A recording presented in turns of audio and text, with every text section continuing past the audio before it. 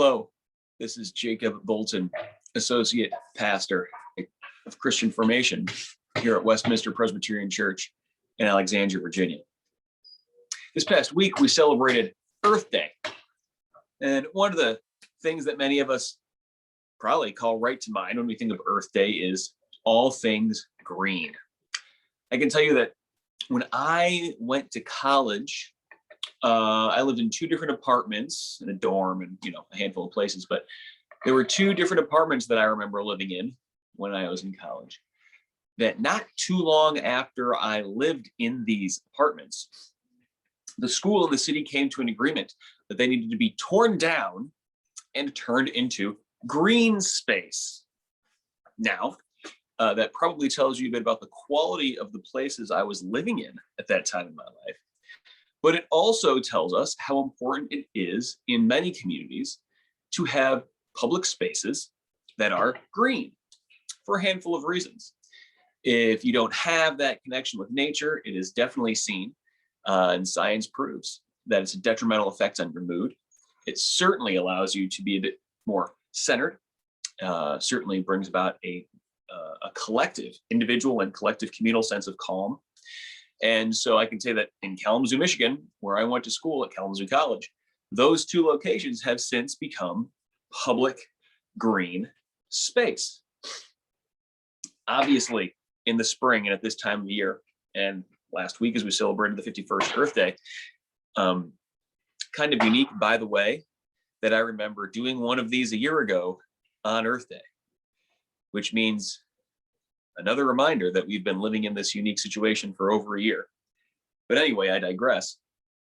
As we celebrated the 51st Earth Day this past week, we saw signs, we heard news, all sorts of things green. Green space, green movement, etc., etc. But I want to talk about a different color. I want to talk about blue. I've been reading a little bit about not just green space, but about blue space and the health benefit, the spiritual benefit, the connection one has with nature and the divine through that relationship when someone encounters blue space, or in other words, when someone has an encounter with water in nature. Now that could be the ocean, a lake, a pond, a stream.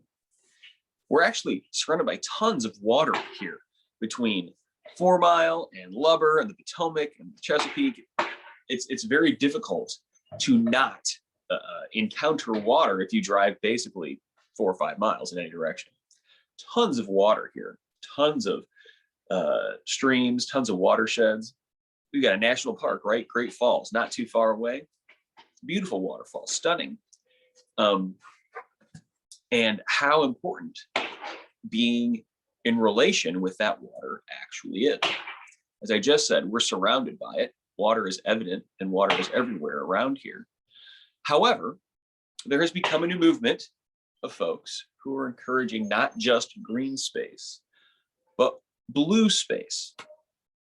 How can we encourage people who don't necessarily have that interaction with water to have a healthier interaction with water? To understand its role in our lives, individually, collectively, globally, and to understand the calming, natural, holistic experience one has when they interact with it in a healthy fashion.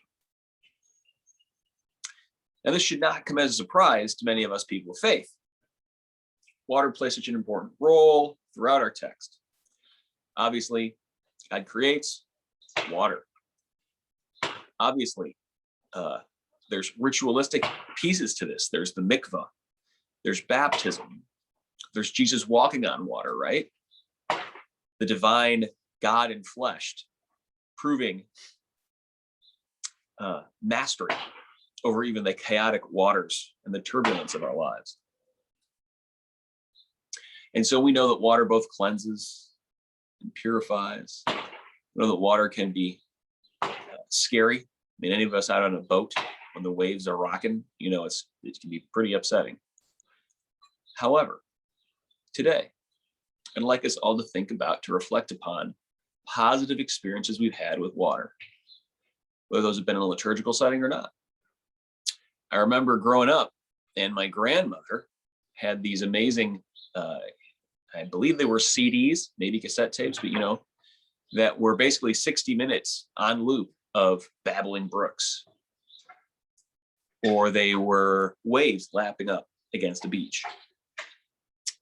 She'd turn those on, and they would help her audibly get into her happy place, if you will. And how important that is, not just to hear, but to actually be in the presence of water. So try to reflect on that. Maybe if you have the ability, walk, drive, take public transportation, bike, you name it, to a place where you can actually interact with the water. There are so many parks close by that have water in them, water features. It won't be a challenge, but I am 95% sure that if you go, you take a look at the water, you listen to the water, you see what the water has done in the area, you remember that you're connected to it, that it will be calming, that it will be uplifting, that it will be a connection, not just physical, but spiritual as well. Remember, friends, we're all connected to one another in faith. We're connected to the world. We're definitely connected through water. Much love. Hold fast.